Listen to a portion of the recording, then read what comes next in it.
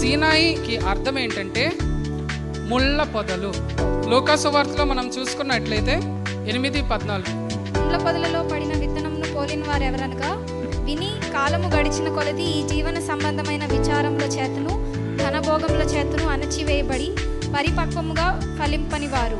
అక్కడి నుంచి దేవుడు ఎందుకు లెగిసిపోమంటున్నాడంటే అది ముళ్ళ పొదలతో ఉన్న ప్రాంతం అన్నమాట.